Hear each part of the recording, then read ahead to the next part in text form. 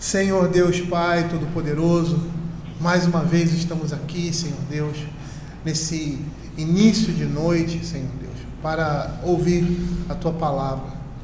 Já louvamos o Teu nome, reconhecemos, ó Pai, o nosso chamado e a nossa convocação para esse dia, reconhecemos a grandeza do Teu poder, da Tua glória, da Tua misericórdia, por meio do perdão de Deus com relação aos nossos pecados, e agora estamos prontos para ouvir a Tua Palavra. Fala ao nosso coração, nos instrui, Pai, e que a Tua Palavra esteja, Senhor, tendo alcance, Senhor Deus, em nossas vidas, ó Pai. Que o Senhor esteja usando, Senhor Deus, de tal forma, Senhor, aqueles que ministram a Tua Palavra, Pai, que ela possa ser trazida, apesar de nós, com poder e graça na vida do Seu povo.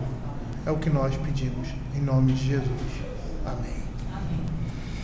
Queridos, vamos abrir a palavra do Senhor em 1 Timóteo, capítulo 4, versos de 6 a 9. 6 a 11, melhor dizendo, que seria essa primeira parte desse final do capítulo 4 de 1 Timóteo. Eu vou fazer a leitura do verso 1, e nós vamos iniciar a exposição a partir do verso 6. Se o Senhor assim nos permitir, chegaremos até o verso 8 hoje. Diz assim a palavra do Senhor: Ora, o Espírito afirma expressamente que nos últimos tempos alguns apostatarão da fé por obedecerem a espíritos enganadores e a ensinos demônios, pela hipocrisia dos que falam mentiras e que têm cauterizado a própria consciência, que proíbem o casamento e exigem abstinência de alimentos que Deus criou para serem recebidos com ações de graça pelos fiéis e por quantos conhecem plenamente a verdade. Pois tudo que Deus criou é bom, e recebido com ações de graça, nada é recusado, porque pela palavra de Deus e pela oração é santificado. Expondo estas coisas aos irmãos, serás bom ministro de Cristo Jesus, alimentado com as palavras da fé e da boa doutrina que tens seguido. Mas rejeita as fábulas profanas e velhas caducas. Exercita-te pessoalmente na piedade, pois o exercício físico para pouco é proveitoso, mas a piedade para tudo é proveitosa, porque tem a promessa da vida que agora é e de que há de vir. Fiel é a palavra, esta palavra, digna de inteira aceitação. Ora, é para esse fim que labutamos e nos esforçamos sobremodo, porquanto temos posto a nossa esperança no Deus vivo, Salvador de todos os homens, especialmente dos fiéis. Ordena e ensine essas coisas. Queridos, o verso 6, que nós vamos iniciar agora do capítulo 4, é a continuação do que o apóstolo Paulo havia falado a Timóteo anteriormente, das instruções que ele havia dado. Então, após o apóstolo Paulo tratar da apostasia nos versos de 1 a 3 e nos versos 4 a 5 da liberdade, contrastando com a falsa doutrina desses falsos mestres, o apóstolo agora espera que Timóteo inculcasse na mente dos cristãos sentimentos tais que pudessem impedi-los de serem seduzidos por falsos mestres. Paulo queria que Timóteo instruísse a igreja concernente às coisas que ele mesmo transmitiu àquele jovem pastor. E ele começa o verso 6 dizendo assim: expondo essas coisas aos irmãos, serás bom ministro de Cristo. E quando ele diz isso, ele está se referindo àquilo que ele falou anteriormente. Ele, como ministro do Evangelho, deveria lembrar a igreja dessas coisas, mantendo o padrão da sã doutrina. Na segunda epístola de Paulo a Timóteo, ele vai reiterar, ele vai repetir as mesmas advertências. Ele vai falar sobre os falsos mestres e o cuidado com a sã doutrina. E aqui nós estamos vendo, sendo retratado, qual é o ministério de um ministro ou de um pastor do Evangelho. Qual é a função primordial e precípua de um pastor de igreja? Ele está voltado para a pregação, para o ensino, para a sustentação da vida da igreja nas Sagradas Escrituras. Ele deve se empenhar nessas coisas. E isso vai ser a saúde de uma igreja, a saúde de um membro como corpo de Cristo, a receber do púlpito a palavra da verdade. Matthew Henry faz o seguinte comentário. Ele diz assim: os bons ministros de Jesus Cristo são diligentes no seu trabalho. E aqui, abrindo um parêntese, nós vamos perceber que hoje em dia muitos pastores fazem muitas coisas e deixam aquilo que é principal na vida da igreja, que é o ministério da palavra, que é o ensino, que é a instrução, é se debruçar nessas coisas. Nós vamos voltar lá em Atos, nós vamos ver que essa foi a preocupação daqueles homens no início da igreja. A igreja estava crescendo, as necessidades estavam surgindo, e eles estavam percebendo que a função deles estava ficando dificultada por causa das outras necessidades secundárias que a igreja tinha. E aí os diáconos foram constituídos. Por quê? Porque eles deveriam se dedicar ao quê? À oração e à palavra. Então Matthew Henry diz assim: os bons ministros de Jesus Cristo são diligentes no seu trabalho. Não esses que estudam para desenvolver novas noções, ou seja, novidades, mas que propõem essas coisas aos irmãos que receberam e ouviram. Pelo que não deixarei exortar-vos sempre acerca dessas coisas, ainda que bem as saibais. Cita ele em 2 Pedro, capítulo 1, verso 12.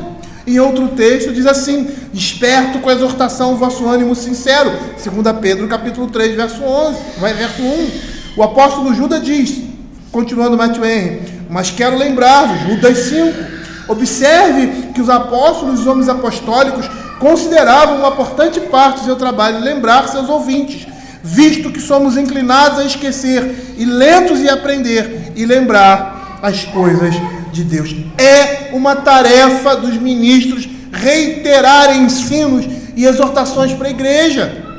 E nós devemos ser sempre lembrados de perigos e verdades que são fundamentais à fé e ao fortalecimento da igreja. Nós sempre teremos que voltar a essas coisas terão que ser relembradas a nós. E é interessante aqui que implicitamente nós temos um contraste entre a sã doutrina e as frivolidades inúteis que não produzem edificação alguma, como o verso 7 vai nos dizer: mas rejeita as fábulas profanas e de velhas caducas. E o que nós vimos também no capítulo 1, do verso 4, não se ocupem de fábulas e genealogias sem fim, que antes promovem discussões do que o serviço de Deus na fé.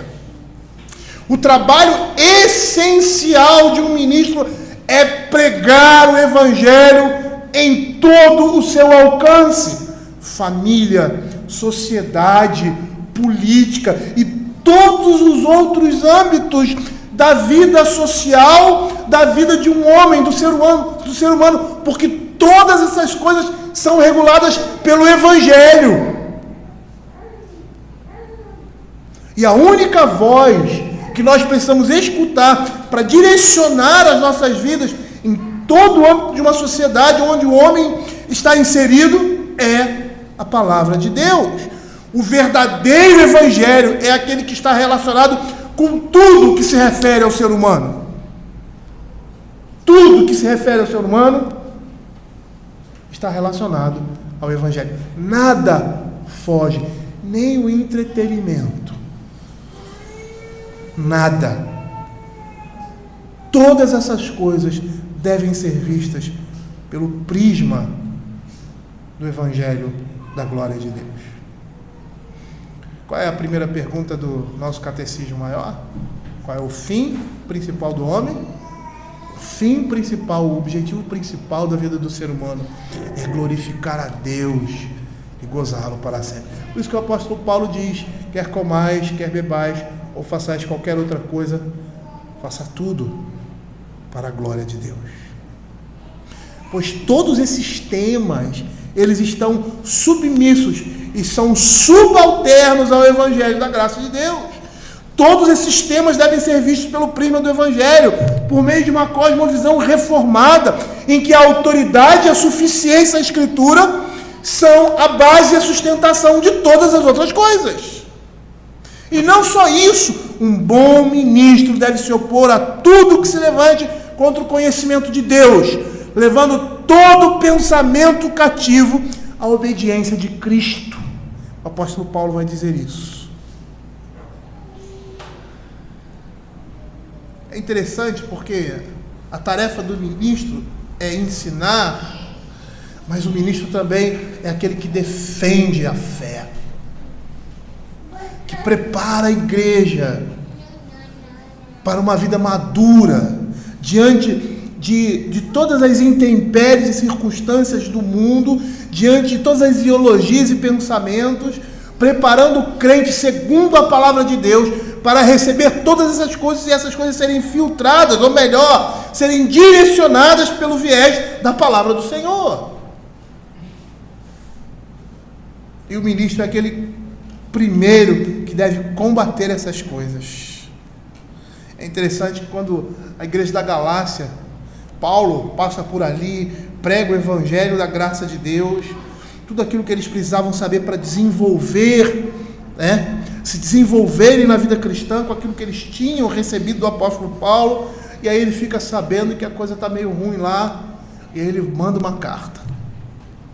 E ele é o primeiro a atacar os judaizantes. Olha o que capítulo 1, versos de 6 a 9 da carta de Gálatas, Paulo vai dizer: admira-me que estáis passando tão depressa daquele que vos chamou na graça de Cristo para outro evangelho. E a linguagem aqui é um pouco suavizada. Essa expressão no original é desertando. É essa a ideia. Passando, é desertar. O qual não é outro, senão que há alguns que vos perturbam e querem perverter o evangelho de Cristo. Mas ainda que nós, ou mesmo um anjo vindo do céu, vos pregue evangelho que vá além do que vos temos pregado, seja anátema. Assim como já dissemos, e agora repito, se alguém vos prega evangelho que vá além daquele que recebeste, seja anátema. A linguagem do apóstolo Paulo para essa epístola foi uma linguagem ácida, uma linguagem forte, uma linguagem que impactava, uma exortação severa, porque aquela igreja estava abandonando a fé. E a linguagem que Paulo usa era uma linguagem militar. Eles estavam desertando da fé em Cristo Jesus. Na sua terceira viagem missionária, Paulo adverte dos perigos que viriam de dentro e de fora da igreja, e que tinha preparado a igreja para aqueles momentos, para momentos como esse, ensinando todo o conselho de Deus. É um texto que nós já lemos aqui várias vezes, no contexto das nossas pregações, parece que a gente está sempre voltando aqui ao mesmo tema. Atos capítulo 20, versos 25 a 31, quando ele diz assim: agora eu sei que todos vós, em cujo meio passei, pregando o reino, não vereis mais o meu rosto, portanto eu vos protesto no dia de hoje, que estou limpo do sangue de todos, porque jamais deixei de vos anunciar todo o desígnio de Deus. Atendei por vós e por todo o rebanho sobre o qual o Espírito Santo vos constituiu bispo para pastoreardes a igreja de Deus, a qual ele comprou com o seu próprio sangue. E eu sei que depois da minha partida entre vós penetrarão lobos vorazes, que não pouparão o rebanho, e que dentre vós mesmos se levantarão homens falando coisas pervertidas para arrastar os discípulos atrás deles. Portanto, vigiai, lembrando-vos que por 3 anos, noite e dia, não cessei de admoestar com lágrimas a cada um. Esse era o ministério de Paulo, e aqueles homens que estavam recebendo essa palavra deveriam exercer isso também no meio da igreja. E era isso que Paulo está dizendo a Timóteo: você deve expor essas coisas, você deve expor o erro, você deve falar a verdade, você deve pregar o evangelho. E é interessante, porque quando nós pregamos o evangelho verdadeiramente, não é um chazinho que você pega lá um pozinho, coloca com água quente, aí cai, aquilo ali é muito bom, principalmente para quem tem problema como eu de estômago, achar excelente, mas não alimenta. A palavra tem que ser pregada, a escritura tem que ser exposta, e por mais que possa haver uma dificuldade pela complexidade do estudo, por outro lado é tão simples, é só pegar a palavra e expor. E é isso que vai sustentar uma igreja. É a igreja conhecer a palavra do Senhor. E no nosso contexto, a igreja conhecer os nossos símbolos de fé. Conhecer a exposição das Sagradas Escrituras por meio desses documentos. Que são documentos que perpassam a história da igreja. que representam a maturidade e o desenvolvimento da igreja nos tempos. E tudo isso fundamentado na palavra de Deus. Para quê? Para que não sejamos levados por qualquer vento de doutrina, por qualquer coisa tola, por qualquer novidade, por qualquer modismo. E pessoas assim não se sustentam. A nossa firmeza deve estar em segurança na palavra de Deus. Por isso a necessidade, como Paulo fala, expondo essas coisas, você será um bom ministro, porque essa é a sua função. O pastor não é prefeito, o pastor não é construtor de igreja, o pastor é pregador. Ele deve se debruçar na palavra de Deus e trazer um ensino sólido, profundo. E não só isso, mas ser um fomentador disso na igreja, gerando outras pessoas que possam também não só auxiliá-lo, mas como dar continuidade ao reino de Deus, não local, mas ao reino de Deus. Ultimamente nós temos visto, isso não é de hoje, católicos fazendo proselitismo deliberado no meio cristão, no meio evangélico. E nós temos visto crentes sem convicção abandonando o protestantismo e abraçando o catolicismo romano. Eu fui presbítero de uma igreja, pastor de uma igreja, e um desses presbíteros, não vou fazer nenhum comentário, mas um desses presbíteros abraçou o catolicismo. Até hoje eu não consigo entender isso. Realmente eu não consigo entender essas coisas. Como uma pessoa que conheceu o Evangelho, por mais que não tenha se convertido ao Evangelho, porque uma pessoa dessa não se converteu ao Evangelho, apesar de aparentar conversão, conhecer a palavra de Deus, abraçar, depois de participar de uma igreja reformada, participar agora de uma igreja católica. Eu, sinceramente, e eles também têm o campo missionário deles, né? Os católicos têm essa missão de catequese, e toda religião tem isso, Toda religião tem o seu aspecto lá de, vamos dizer, evangelismo. E no aspecto religioso não existe nada de errado com relação a isso. É uma prática particular, é uma prática comum de igrejas. Não só de igrejas, até partidos políticos, até times de futebol, outras coisas mais que têm repartições e divisões, eles sempre têm esse aspecto missionário. Isso aí é uma coisa muito comum, de chamar, de angariar pessoas, de trazer pessoas para o seu grupo. O grande problema é a falta de convicção daqueles que faziam parte do povo de Deus e agora estão voltando para trás. O problema é nosso. Por quê? Porque nós não temos sustentado o povo de Deus com a sua palavra. Porque a teologia católica é totalmente contrária ao ensino das Escrituras.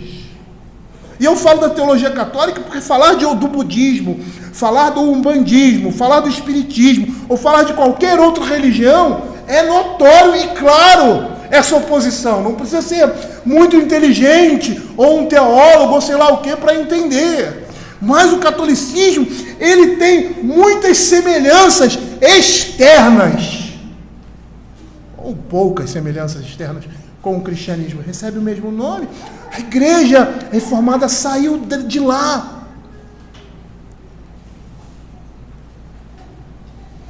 E eles postulam doutrinas completamente contrárias à nossa. É inadmissível alguém que professa a fé protestante abraçar o catolicismo. É inadmissível. É toda uma estrutura, toda uma linha dorsal. Por mais que usem o mesmo instrumento que nós, como nós vimos hoje de manhã, mas eles acham que detêm a interpretação da Escritura, está nas mãos deles. Toda a sua estrutura está corrompida, toda a sua estrutura está corrompida. E é interessante porque o chefe da Igreja Católica é reconhecidamente, em confissões reformadas, chamado de quê? O anticristo, aquele que se assenta do trono de Cristo. A Confissão de Fé de Westminster, em seu capítulo 25, na seção 6, diz assim: não há outro cabeça da igreja senão o Senhor Jesus Cristo. Em sentido algum pode ser o Papa de Roma o cabeça dela, senão que ele é o anticristo, aquele homem do pecado e filho da perdição, que se exalta na igreja contra Cristo e contra tudo o que se chama Deus. Nesse parágrafo da confissão é citado explicitamente a heresia da Igreja Católica, em que ela se fundamenta, em que ela se sustenta em declarar que o seu pontífice, ou seja, chefe supremo, seja o cabeça da Igreja de Cristo. Ele é o vigário, substituto de Cristo por sucessão apostólica.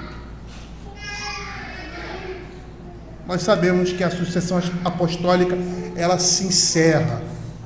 Ela não chegou nem a existir, né? Nós tivemos os 12 apóstolos e mais nada. Não houve essa sucessão. E olha que interessante, o apóstolo Paulo já advertia a igreja naquele tempo contra esses e todos que, como ele, representam o espírito do anticristo. Olha o que 2 Tessalonicenses capítulo 2, versos 3 e 4 vai dizer.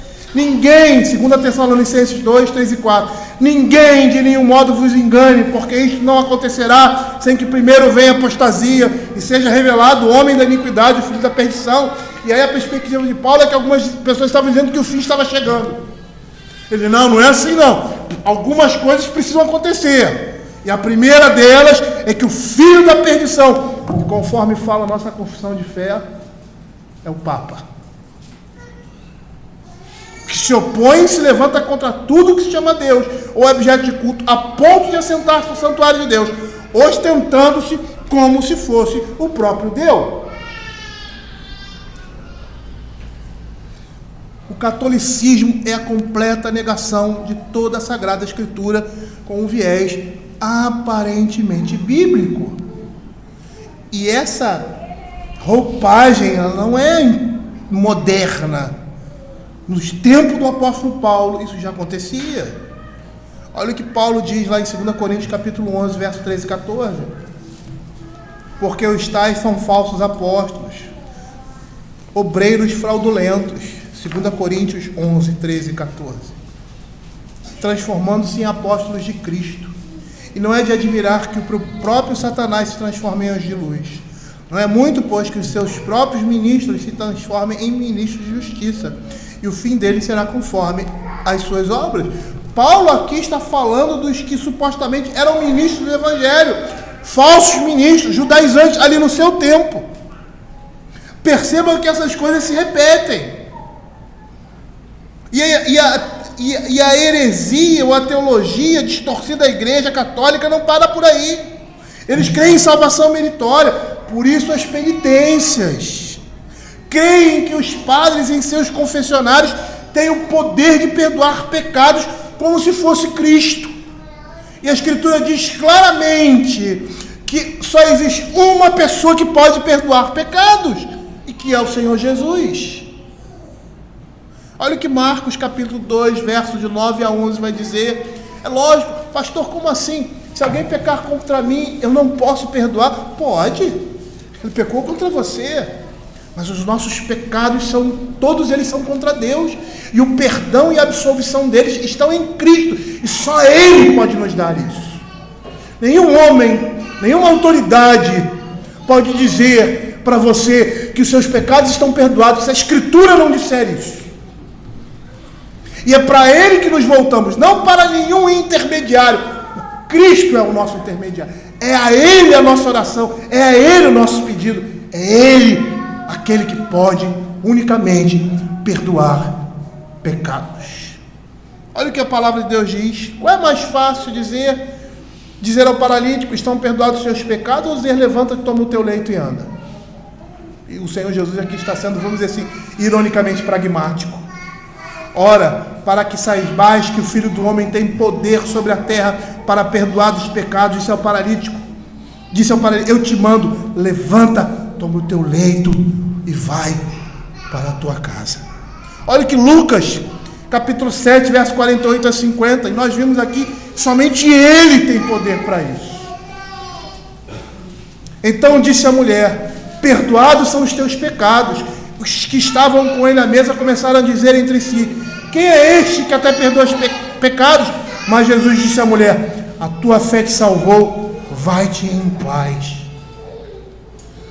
É somente Jesus que pode perdoar pecado. Nenhum homem, nenhum pastor, nenhum vigário, nenhum padre, ninguém pode assumir esse papel. E as heresias não param por aí. O Catecismo da Igreja Católica, no artigo 4, ele fala sobre o sacramento da penitência. Nós sabemos que na nossa igreja temos 2 sacramentos, que o Senhor instituiu como selos, como marcas do povo, distintas do povo de Deus, que é o batismo, a entrada e a ceia do Senhor. O parágrafo 1424 diz, prestem atenção, é chamado sacramento da confissão, porque o reconhecimento, a confissão dos pecados perante o sacerdote é um elemento essencial desse sacramento, ou seja, só tem poder, ou só há o perdão se você confessar diante de um sacerdote. É um elemento essencial desse sacramento. Num sentido profundo, esse sacramento é também uma confissão, reconhecimento e louvor da santidade de Deus e da sua misericórdia para com o homem pecador. Mas só pode ser feito na frente de um sacerdote.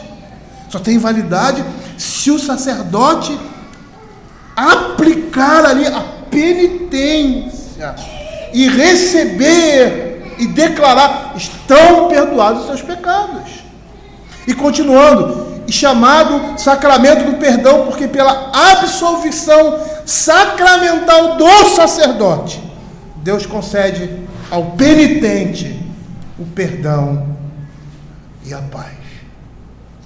E isso eles dizem porque também sustentam a sua doutrina, que está ligada aí à confissão auricular, que exige dos fiéis católicos a confissão dos seus pecados mortais, porque existe uma divisão por pecados mortais, pecados veniais na teologia católica. Os pecados que são para a morte, os pecados que não são para a morte, de uma maneira simples, mas todo pecado é para a morte. Uma vez por ano a um sacerdote humano, pois isso é essencial para a obtenção do perdão de Deus. Não é isso que a palavra de Deus diz. Outra heresia gritante, eu não vou dizer todas, só algumas, mas não precisamos conhecer a fundo essas coisas. Nós precisamos conhecer o que a Bíblia fala sobre isso. A hiperdulia, que significa no grego alta veneração, é um termo teológico utilizado pelas igrejas católicas e ortodoxas, que significa a honra e o culto de veneração especial devotados a Nossa Senhora. Este culto a Nossa Senhora é feito através da liturgia, que é um culto oficial e obrigatório da Igreja Católica, e também em maior intensidade através da piedade popular, que é o culto católico privado. No campo da piedade popular destacam-se as devoções feitas à Virgem Maria, como por exemplo o Santo Rosário, o Ângelus, o Imaculado Coração de Maria, a peregrinação aos lugares onde Maria apareceu, as procissões, etc. E Paulo vai chamar isso, porque isso tem um viés cristão também, protestante, de exercícios físicos. Nós vamos ver isso mais adiante. A hiperdulia está inserida na dulia, porque a dulia é a veneração aos santos. A hiperdulia é uma veneração mais excelente, porque é a Maria. Diferencia-se da latria, porque eles fazem essa diferença. que é o quê? O culto, a adoração prestada e dirigido unicamente a Deus. O culto e a adoração prestada aos santos do Lia. O culto e a adoração prestada, ou alta veneração, a Maria hiper do Lia. A Igreja Católica é uma igreja apóstata. Os fiéis católicos não são nem podem ser considerados irmãos em Cristo, porque professam tais doutrinas. Isso é básico, é primário em relação à fé cristã autêntica. E tem muito crente pensando aí que a Igreja Católica ou os católicos são irmãos. Não são. Eles necessitam da graça e da misericórdia de Deus e da pregação do Evangelho por meio da sua vida para conhecerem a verdade.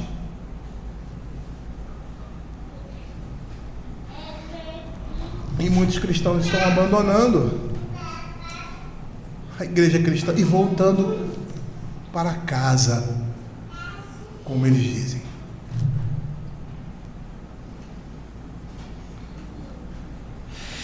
A reforma protestante foi uma saída de casa, porque a casa estava ruindo, a casa estava apodrecendo, e aqueles que ficassem na casa seriam destruídos com ela. Lutero, inicialmente, ele não queria uma ruptura com a igreja, ele queria reformar a igreja. O objetivo dele era: está tudo errado, a gente precisa consertar. Ele tinha um pensamento católico em muitas coisas,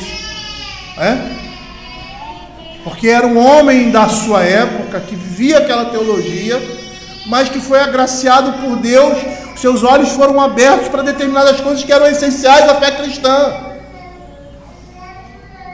Mas mais adiante, uma idade madura da reforma, tanto Calvino como outros diziam que não há como reformar a igreja majoritária. Ela está em apostasia total diante de Deus. E essa semelhança, essa similitude com o Evangelho é mais um artifício para os incautos e cegos espiritualmente serem amortecidos para a destruição eterna, como qualquer outra religião que não se baseie unicamente na suficiência do sacrifício de Cristo.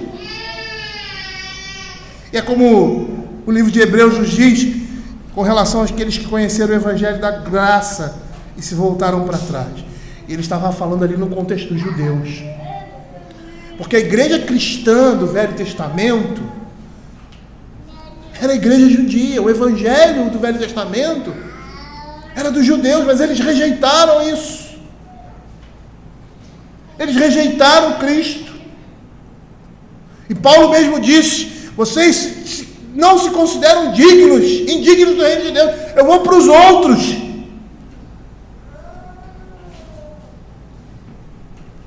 E esses que voltaram, segundo a linguagem de Hebreus, eles apostataram da fé, e é impossível, como diz a Escritura, renová-los para arrependimento. Olha o que Hebreus capítulo 6, versos 4 a 8 vai dizer. É impossível, pois, que aqueles que uma vez foram iluminados e provaram o dom celestial e se tornaram participantes do Espírito e provaram a boa palavra de Deus e os poderes do mundo vindouro e caíram, sim, é impossível outra vez renová-los para arrependimento, visto que de novo estão crucificando para si mesmo o Filho de Deus e expondo a ignomínia. Porque a terra que absorve a chuva, que frequentemente cai sobre ela e produz erva útil para aqueles por quem também é cultivada, recebe da parte de Deus, bênção da parte de Deus. Mas se produz espinhos e abrolhos, é rejeitada e perto está da maldição, e o seu fim é ser queimado. Olha que o apóstolo Pedro, na sua segunda epístola, no capítulo 2, verso 20 a 22, vai dizer, olha o que ele diz: portanto, se depois de terem escapado as contaminações do mundo, mediante o conhecimento do Senhor e Salvador Jesus Cristo, se deixam enredar de novo e são vencidos, tornou-se o seu último estágio pior que o primeiro, pois melhor lhes fora nunca tivessem conhecido o caminho da justiça, do que após conhecê-lo, volverem para trás, apartando-se do santo mandamento que lhes fora dado. Com eles aconteceu o que diz certo adagio verdadeiro: o cão voltou ao seu próprio vômito, e a porca lavada voltou a revolver-se numa lamaçal. É isso que acontece com o crente que tem um conhecimento do Evangelho e abandona a fé por qualquer outro motivo ou por qualquer outra religião, que não seja a religião verdadeira. E a religião verdadeira é essa. Não é a denominação presbiteriana, não é a denominação batista, Nova Vida ou outras igrejas cristãs com nomes diferenciados, mas são todos aqueles que creem, independente dos seus nomes ou designações, que o Senhor Jesus é o único, é o Senhor sobre todas as coisas, e que a sua palavra é a única verdade.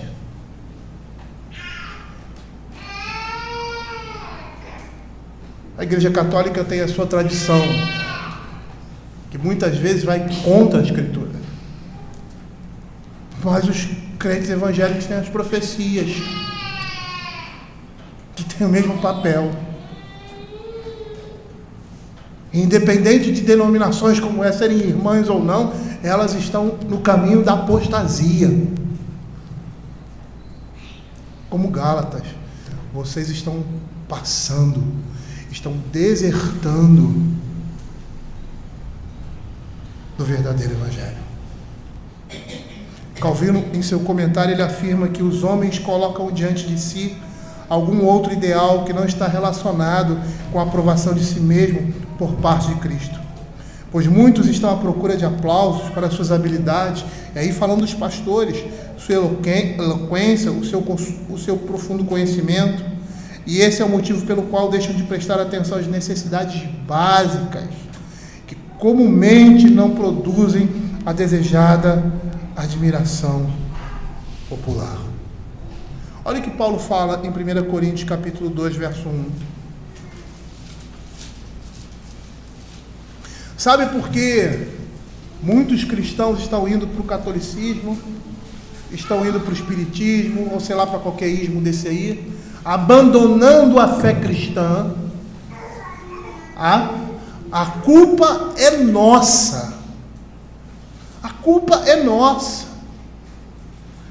de não pregar a palavra de Deus, de não trabalhar com os símbolos de fé da igreja, não conhecer os nossos símbolos de fé, e não é só os nossos não, os símbolos de fé reformados, porque apesar de nós não termos esses como nossos símbolos, não é que eles deixam de ter valor, porque são documentos que têm o mesmo valor, ao meu ver, do que a confissão de fé na nossa igreja.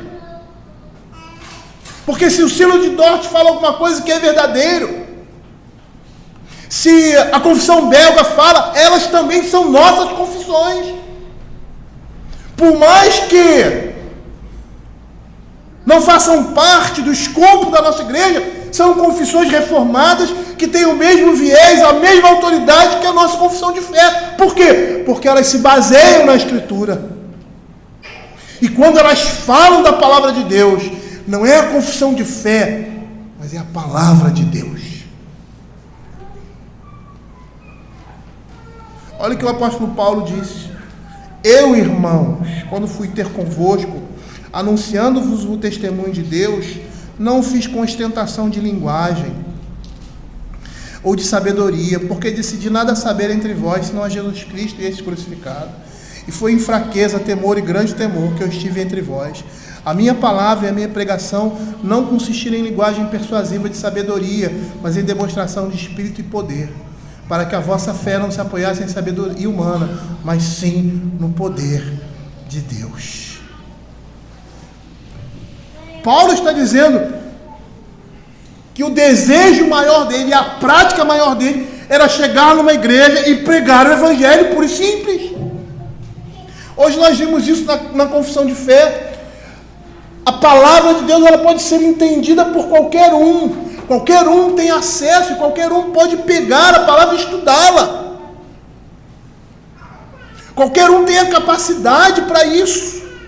Os ministros são aqueles que se debruçam exclusivamente nesse ministério, nessa função, para trazer a palavra de Deus à igreja e municiar, alimentar o povo de Deus.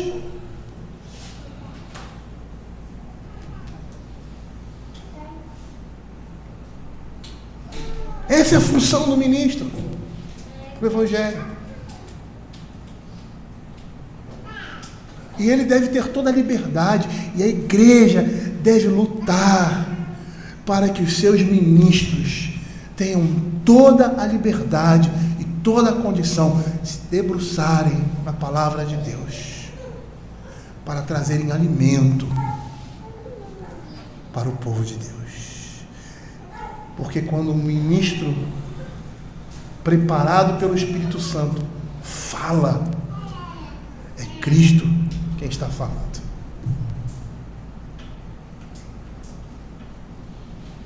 E Paulo aqui, pelo seu próprio exemplo, pede a Timóteo que vivesse satisfeito com uma única coisa: que ele fosse um ministro fiel.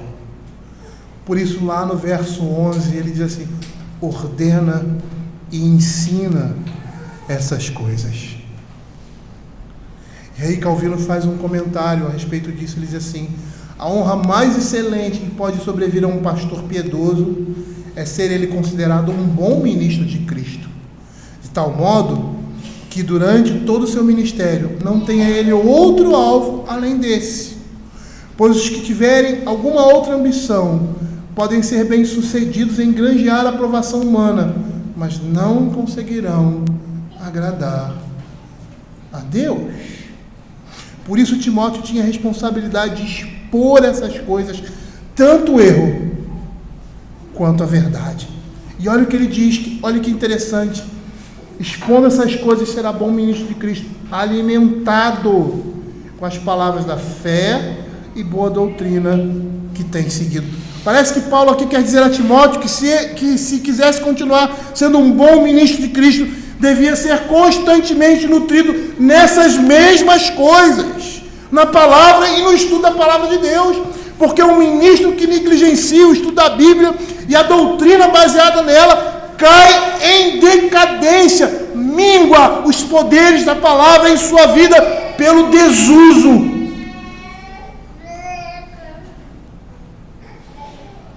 Ele deve se alimentar, ele deve se voltar para isso. Minha esposa sempre diz que hoje em dia não tem como ser um mau pregador, porque tem tantos livros bons.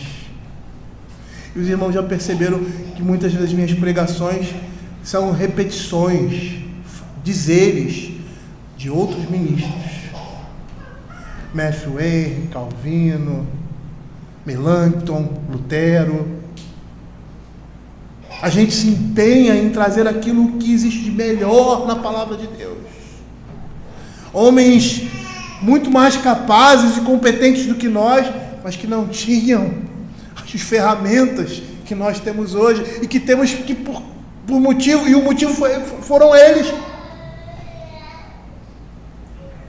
Hoje, uma pessoa como eu, que se fosse colocar João Calvino do meu lado, eu ia ficar lá no 100º lugar, distante dele, tenho a condição de olhar o que ele escreveu e muitos outros dizer assim: não é bem assim não. Pela multidão de livros, multidão de autores, multidão de comentários, pela própria história da igreja, conhecimento da história da igreja, da teologia da igreja, tenho a capacidade de chegar e me colocar ao lado de Calvino, de Lutero e de outros homens gigantes, pregadores da palavra de Deus, pelos instrumentos que nós temos. E Paulo diz assim: você vai conseguir ser um bom ministro se você permanecer nessas coisas e for alimentado pela palavra de Deus. Estude a palavra de Deus, se dedique a ela. E é dessa forma que o ministro cumpre o seu seu ministério. Um pastor não deve estar preocupado com determinadas coisas na igreja, como se fosse o responsável para resolver todas essas coisas. E aí nós temos a junta diaconal, não é? Que vai tratar dos assuntos relativos à misericórdia, a igreja, os presbíteros, trabalhando juntamente com o pastor, ensinando, exortando, visitando. Ele não está sozinho, ele está acompanhado. Ele vai, vamos dizer assim, vai administrar também todas essas coisas, mas a sua função está voltada diretamente para trabalhar a palavra de Deus no coração da igreja. Ele se dedica e se esmera nisso. E nós devemos ansiar por pessoas assim, por homens assim, por homens que se aprofundem na palavra de Deus, que tenham como responsabilidade, anseio e ambição maior a pregação da palavra, conhecer a palavra, e alguém que se alimente dela também, para que a palavra não somente tenha poder na vida de outros, mas também na sua vida. E eu gostaria de parar por aqui, concluindo, fazendo algumas conclusões, poucas. A primeira, um ministro deve pregar o Evangelho e lembrar sempre seus ouvintes da palavra da verdade, da sã doutrina.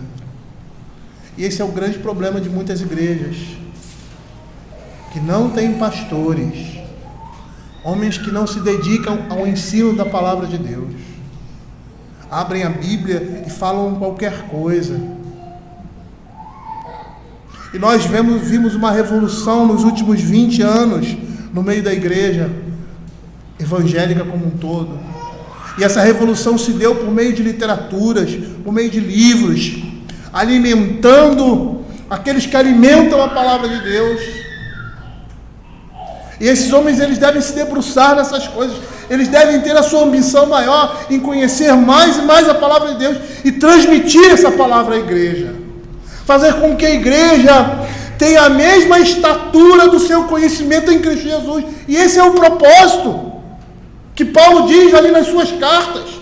É o propósito de todo ministro, trazer os crentes a uma vida madura, à estatura e à estabilidade de Cristo nas suas vidas. E em segundo lugar, um ministro deve se alimentar daquilo que mesmo prega, porque ele será um miserável se ele pregar a outros e aquela palavra não tiver nenhum valor para a sua vida. Ele deve ser constantemente nutrido e sustentado por Deus, por esse mesmo tipo de alimento que é a palavra de Deus. Pois aquele que negligencia o estudo da Bíblia na vida privada e a doutrina baseada nela, atrofia a sua alma. E isso não é somente para os ministros, é uma verdade para todos os crentes. E por mais que essa palavra esteja direcionada aos ministros do Evangelho, isso vale para nós também. Pelo outro lado, se o ministro do Evangelho é aquele que deve pregar e se debruçar para trazer o alimento da igreja, a igreja é aquela que deve ansiar por isso e que deve buscar também. Eu vejo muitas pessoas reclamando de seus pastores e suas igrejas, mas elas não são eximidas da sua responsabilidade. Se você não tem um púlpito forte, você precisa se fortalecer por si mesmo e buscar esse conhecimento, porque a responsabilidade é individual. Os ministros vão ser responsáveis por isso, mas a igreja também tem a sua responsabilidade. Negligenciar o estudo da palavra de Deus é querer atrofiar na vida cristã. E quando nós não nos alimentamos, ou por algum motivo, por algumas dificuldades na vida, nos afastamos temporariamente da palavra, por muitas atividades, esquecemos, e isso é pecaminoso, é errado, nós sentimos falta. É como se algo estivesse faltando. E parece que a nossa vida espiritual manqueja, e é verdade. Porque se deixarmos de nos alimentar, nós vamos enfraquecer, nós vamos emagrecer. Não é isso? Se nós fizermos um regime da palavra de Deus, nós vamos ficar esqueléticos e vamos morrer. E se existe alguma coisa que possamos ser gulosos, é com relação ao conhecimento da palavra de Deus. Quanto mais peso, melhor. Quanto mais conhecimento, melhor. Quanto mais conhecer a palavra de Deus, o Senhor, de forma piedosa, melhor para nós. Mas perceba, e eu vou parar por aqui, que não é só se alimentar. Isso serve para nós também. Mas é rejeitar alimentos inapropriados. Quando ele diz assim: responda essas coisas, será bom o ministro de Cristo Jesus, alimentando com as palavras da fé e do boa doutrina tem seguido, mas rejeita as fábulas profanas. Não é só se alimentar, mas é rejeitar aquilo que não presta. É rejeitar aquilo que tem algo distorcido, aquilo que vai distorcer a palavra de Deus. Eu vou deixar para falar isso na próxima vez, mas tem muitos crentes aí que estão se alimentando de internet, com ministros que não são ministros, e muitos que ficam vendo programas de televisão, vendo as novelas da Record,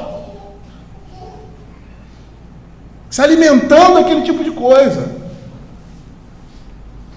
Eu prefiro ver um filme mundano, é lógico que não tem pecado, um filme mundano, um bom filme, do que ver as histórias da Bíblia serem deturpadas e violentadas no meio da televisão.